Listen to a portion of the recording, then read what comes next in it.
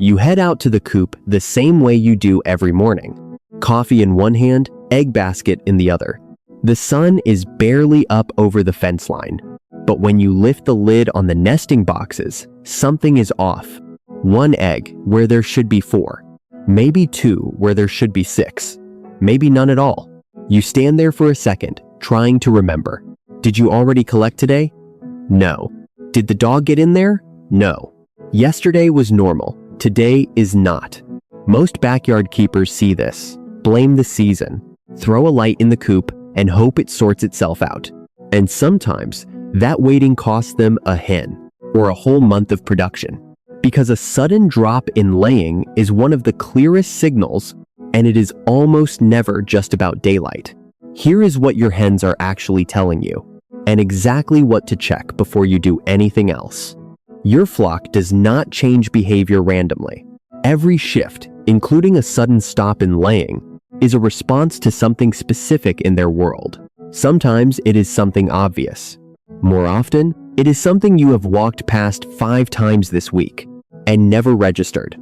Hens are social, sensitive animals, running on a finely tuned system. Their bodies treat egg production as a luxury, not a necessity. The moment they sense stress, danger, or imbalance, that luxury gets shut down first, before feathers, before weight, before anything else they need to survive. The good news? Almost every cause of a sudden laying drop is fixable if you catch it in the first week. By the end of this, you will know exactly what to check, in what order, and what to do about each one. The most common cause stress you didn't even register. When the eggs stop, most keepers jump straight to feed. They figure the hens need more protein, or maybe a better layer pellet. So they swap brands, top off the feeder, and wait. A week goes by. Still nothing. Now they are worried. But stress is the #1 reason backyard hens stop laying suddenly. And the kind of stress that does it is rarely dramatic. Poultry veterinarians and experienced flock keepers note that something as small as a raccoon walking past the run at 2 a.m. can spike a hen's stress response for 24 to 48 hours. A neighbor's new dog barking at the fence line. A hawk circling overhead 3 days in a row. A new bird added to the flock. Even just rearranging the run. Hens evolved as prey animals. Their bodies divert resources away from the laying process whenever the flock senses a threat. It is protective, it is automatic, and it does not ask your permission. To identify it in your own yard, do a perimeter walk at dusk. Look for tracks in the soft dirt around the run raccoon, possum, fox, the neighborhood cat. Check for fresh digging at the base of the fencing. Listen at night for unusual sounds. And ask yourself honestly, did anything change in the last 2 weeks? A new person in the yard? Construction next door? A bad storm that rattled the coop? Here is what to do tonight. Walk your run with a flashlight and look for entry points. Reinforce the base with hardware cloth buried at least 12 inches deep if you have not already. Add a motion light if you can. If you recently introduced a new bird, separate her behind a wire panel for a full week, so the flock can see her without contact. Sudden integrations are a major laying killer, and then give it 5 to 7 days. Stress-related drops resolve faster than almost any other cause. The one most keepers miss a quiet molt. And here is where it gets important to slow down and look closely, because most people miss this one entirely.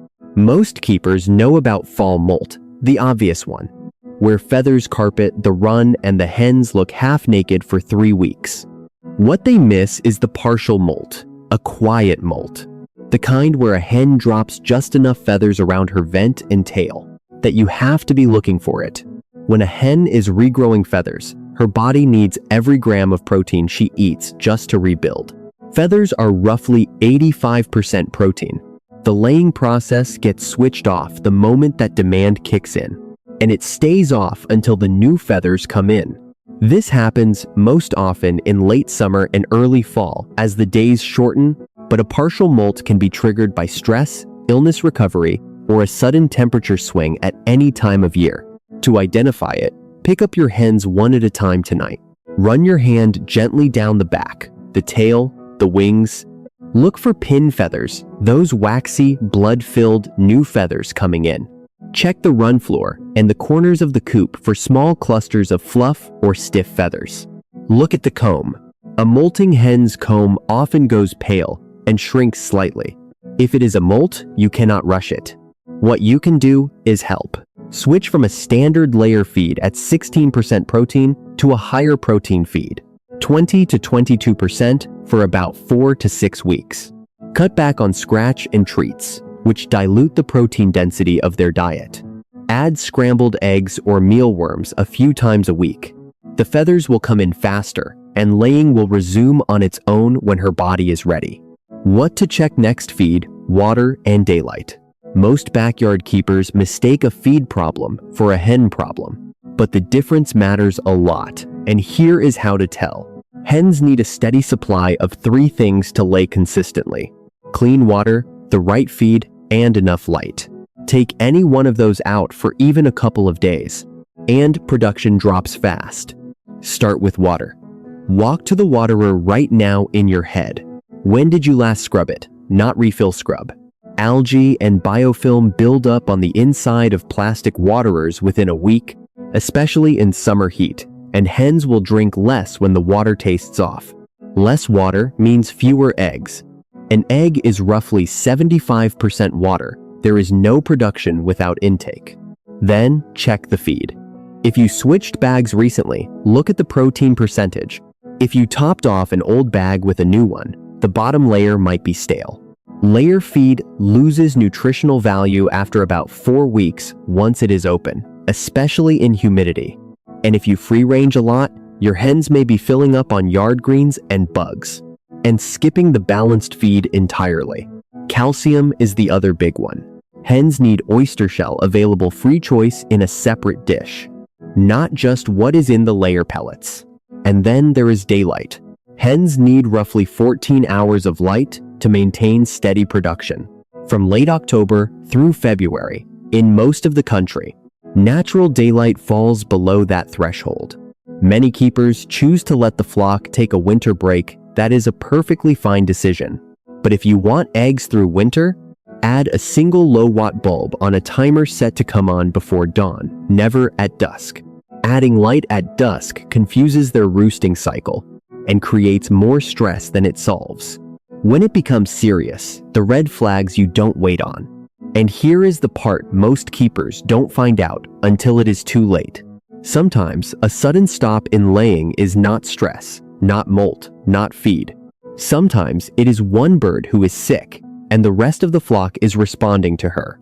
Or sometimes the whole flock has been exposed to something, and laying is the first symptom you'll catch. Watch for these signs together with the egg drop. A hen sitting puffed up and alone, away from the rest of the flock. A pale or shrunken comb on a bird that should have a bright red one. Watery or unusually loose droppings under the roost in the morning. Labored breathing, open mouth breathing, or any rattling sound when a hen breathes. A hen straining in the nesting box for more than an hour without producing an egg, that one is an emergency. It can mean she is egg-bound and she needs help fast. Mites and lice are another quiet cause. They feed at night and hide in the cracks of the coop during the day. A heavily infested flock will stop laying within a week. Tonight after dark, take a flashlight out to the coop and look at the underside of the roost bars and the corners of the nesting boxes. If you see tiny moving specks, that is your problem. Treat with a poultry-safe dust and clean out all bedding within 48 hours. If you see any of those red flags, the puffed up bird, the pale comb, the labored breathing, the straining hen, that is the moment to call an avian experienced veterinarian or your local extension office. Do not wait the full 7 days. The egg drop was the warning. The other symptoms are the alarm, your action plan. So the next time you walk out to the coop and find empty nesting boxes when there should be eggs, here is your action plan, in order. First, do a stress audit. Walk the perimeter at dusk, look for tracks, check for nighttime predator activity, and think back 2 weeks for anything that changed in or around your yard. Second, Hands-on check every hen. Look for pin feathers, dropped feathers, a pale comb, weight loss. Catch a quiet molt before you go chasing other causes. Third, scrub the waterer. Check the feed date. Make sure oyster shell is available free choice, and count your daylight hours. Fourth, and this is the one that matters most, watch your flock for the red flags. A hen sitting alone, pale comb, labored breathing, straining in the nesting box, mites under the roost bar. Any of those, and you call a vet that day. A sudden drop in laying is your flock telling you something is wrong. It is not a mystery. It is a message. And now you know how to read it. You cannot help your flock if you don't know what you are looking at. Now you do. Go out to your coop tonight, before bed. Take a flashlight. Check under the roost bar for mites. Walk the perimeter for tracks. Pick up 2 or 3 hens and feel for pin feathers. Then come back and tell me in the comments what you found. I read every single one. And if you have been through a sudden laying drop before, tell me what caused it in your flock and how you figured it out. Your experience helps the next keeper who is standing at an empty nesting box wondering what just happened. Your flock has been broadcasting this all along. Now you finally know how to receive it.